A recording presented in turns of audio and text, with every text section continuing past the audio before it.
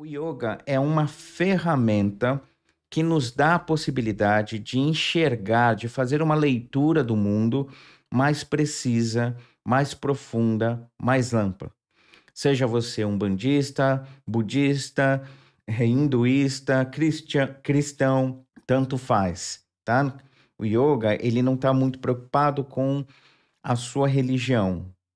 Ele está, entre aspas, preocupado com o seu ser, tá? Com aquilo que é o eu real. E a gente vai falar um pouquinho sobre isso ao longo desse encontro. Então, na tradição, ou melhor, no nosso caminho espiritual, é comum a gente ficar muito perdido em alguns momentos. É comum a gente ter aquelas sensações de, puxa, agora vai, estou engrenando, nossa, estou me sentindo mais harmônico, mais centrado, e de repente parece que algo ocorre e a gente começa a se desconectar e começa a se sentir com um certo torpor, no sentido consciencial mesmo, né?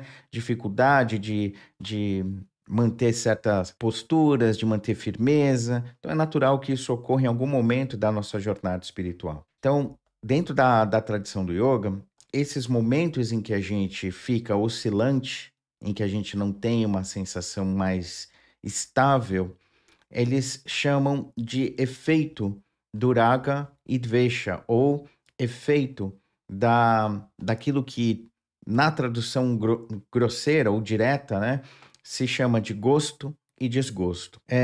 E o que seria esse gosto e desgosto? Antes de ir a fundo nesse termo, gosto e desgosto, é importante a gente lembrar que quem é que está se expondo ao gosto e desgosto? Quem é que está aí experimentando o dia a dia?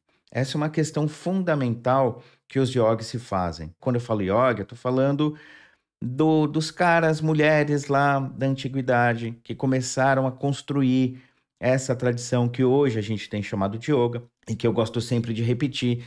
É muito além do que sentar e fazer postura, é muito além do que ficar respirando, é algo muito, muito mais abrangente, muito mais profundo e muito mais concreto e palpável também. Então, esses caras, quando eles começaram a se questionar quem é que estava de fato na experiência, e aqui eu estou falando de uma forma bem abreviada, bem simplória até, porque não é um curso de formação de yoga, pessoal. Então, quando esses caras começaram a se questionar, eles começaram a perceber o seguinte: parece que existe um eu que é real, que é um eu que é onde eu sinto a sensação de firmeza, de clareza, de amplitude, e parece que tem um eu falso, ou um falso eu, que está muito ligado ou está muito identificado com aspectos mais rasos das experiências que eu tenho no meu dia a dia. Esses aspectos mais rasos, esses yogis, homens e mulheres da antiguidade, começaram a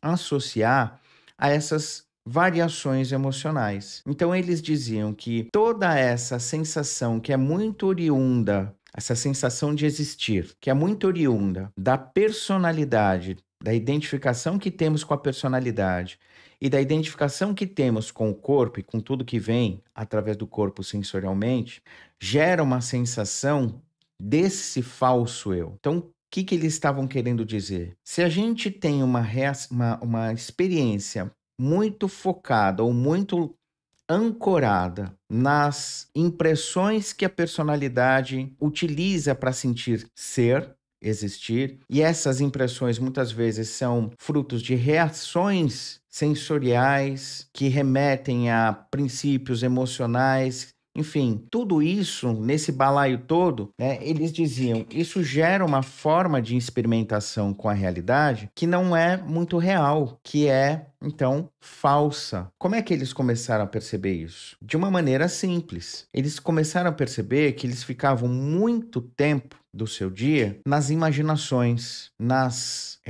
projeções de pensamentos, nos julgamentos, nas elucubrações, que não tinham muitas vezes uma aplicação prática. Então era aquela coisa de estou aqui, né? Lembrando aí, vamos imaginar que nós estamos no contexto antigo lá da Índia Estou aqui lavando a minha roupa no rio. Aconteceu algo como, por exemplo, caiu barro na roupa, porque uma pessoa que estava saindo do rio não percebeu e na hora que levantou o pé veio aquela lama. Eu não falo nada, eu não fico nem indignado com a pessoa, mas internamente eu fico pé da vida. E aí eu continuo, lavo de novo, pego o pedaço da roupa lá, esfrego, mas na minha cabeça fico.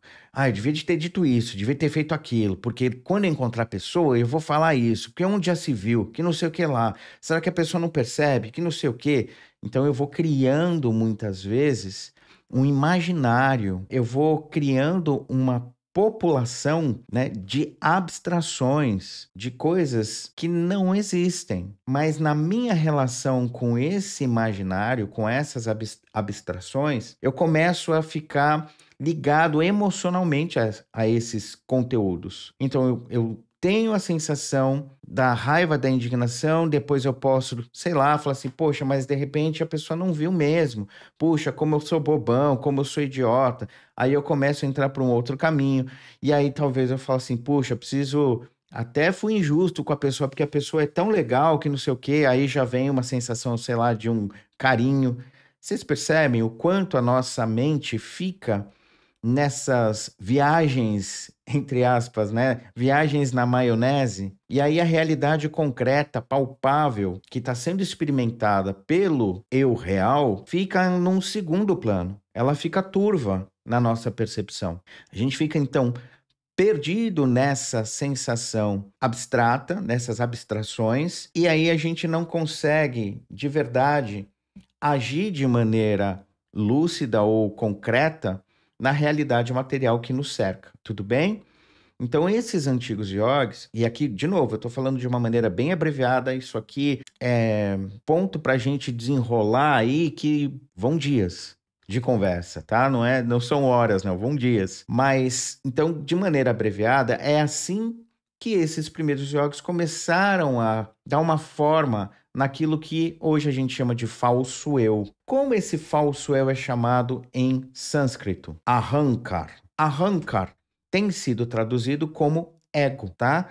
Por falta de aproximação, por falta de uma palavra em português, ou talvez nas outras línguas, que se aproxime a ideia, essa ideia de um falso eu. Então, tá claro para vocês essa ideia do falso eu? Tá? Isso é um conceito importante de vocês entenderem para o desenvolvimento do nosso papo aqui.